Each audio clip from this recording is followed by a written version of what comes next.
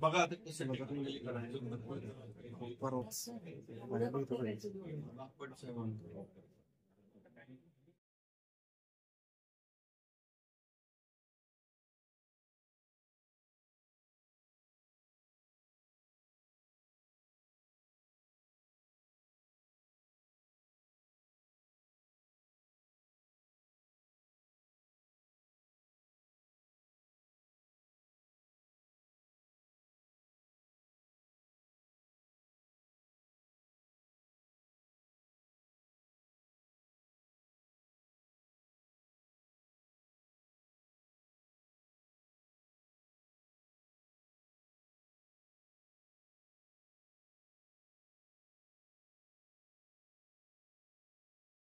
हे राजे भोसले यांच्याबरोबरच होतो आणि इथून मोहर पण त्यांच्याबरोबरच राहणार.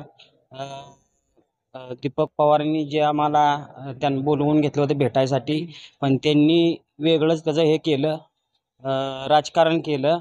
त्याचे दबाव होता का त्यांचा? काय काय होतं नेमकं? कसं काय तुम्ही हे झालं?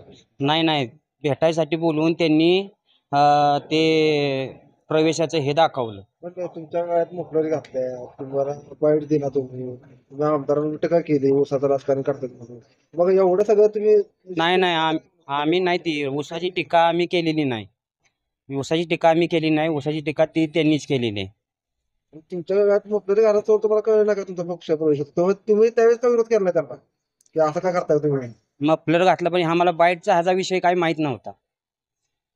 ही बाईट दिल्यावर हे असं होतं की ते पुढं एवढं हे होतं, ते आम्हाला माहित नव्हतं. काय मला एवढं तरी माहित होतं ना की तुम्ही पक्ष प्रवेश करताय, राष्ट्रवादीमध्ये जाताय, तुम्ही गळ्यात मफलर घातले. आम्ही सगळं केले ना. आम्ही प्रवेशाच्या उद्देशानं तुम्ही काय बोलतो दाखवता? आम्ही प्रवेशाच्या उद्देशानं गेलेलो नव्हतो.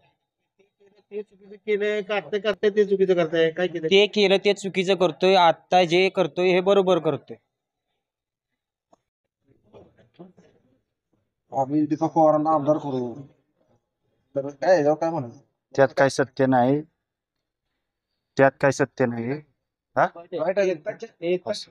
मुलाखत आहे की आमदार करणार आहे त्यांना तुम्ही मुलाखत दिलेली आहे, मग काय काय म्हणतात? काय खरं आहे लोक त्यांना आमदार? ते काय खरं नाही. ते आम्ही त्यांच्या म्हणण्यानुसार बोलून गेलो चुकून. ते आमची चुकी झाली.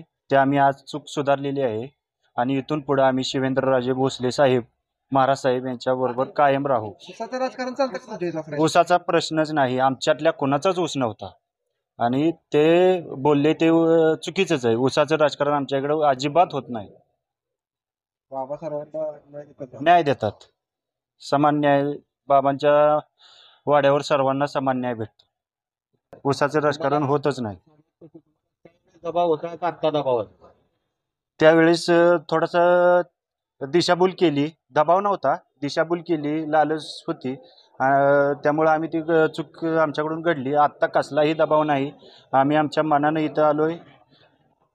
तुमच्या गावात दीपक राऊत मेळावा घेणार ते काय आता तुम्ही नियोजन? ते बातम्या चुकीच्या आहेत. मेळावा घेणार नाही,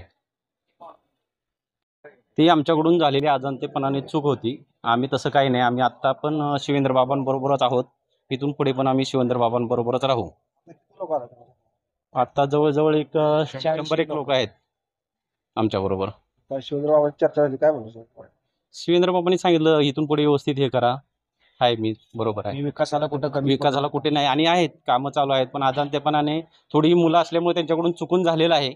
त्याबद्दल आम्ही सर्वांची माफी मागतो. इथून पुढे दीपक पवारांनी तुमची दिशाभूल केली, आता दीपक पवारांना काय सांगाल या बाबतीत?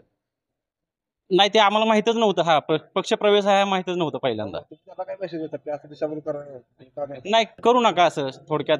कारण का सर्वसामान्य घरातली मुलं आहे, त्यांना काही माहीत नसतं.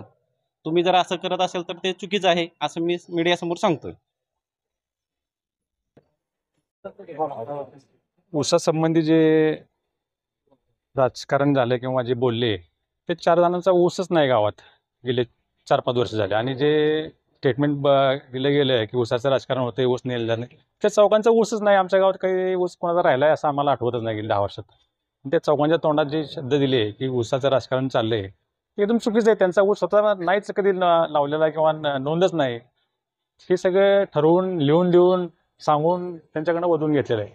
मग ऊसाच्या बाबतीत जे राजकारणाबाबत जे बोलले नेते ते चुकीचं आहे. आता ठामपणे तुम्ही आभारावीच्या पाठीमागे आहात का? पाठीमागं होतो आणि आहेत त्या मुलांच्याकडनं गैरसमजुतीतनं फूस लावून आमिष दाखवून जी काही चूक झालेली आहे ती त्यांना आता समजलेली आहे. आणि गेल्या 5 वर्षात नेते हे कुठं किती वेळा किती गावात आलेत हे लोकांना आणि आम्हाला सगळ्यांना माहिती आहे. 5 वर्षांतर का आठवण असेल ऊसाची आणि गावाची हे चुकीचं आहे. मुलांची कार्यकर्ते तुमचे म्हणले की बाबांच्या विरोधात आम्ही आता इथनं पुढं काम करणार आणि बाबांना फाडणार आणि दीपक पवारला आमदार काय. तेच ते जे काही झालं त्यांच्या दिलेल्या आमिष आणि फूस ही फार मोठी आहे. काय दिलं आता ते त्यांना काय दिलं असेल ते आणि आमिष देऊन ते किती पूर्ण होतं हे गेल्या 5 वर्षात आम्ही बघितलेलं आहे. मागच्या 5 वर्षात आमिष दिलं तर तसंच आता देऊन ते होणार नाही मुलांच्या लक्षात आलेलं आहे. त्यामुळे ते त्यांची चूक त्यांना मुलांना कळलेली आहे. ते आता 100% मनापासून शिवेंद्र महाराजांच्या पाठीमागं ठामपणे उभे आहेत.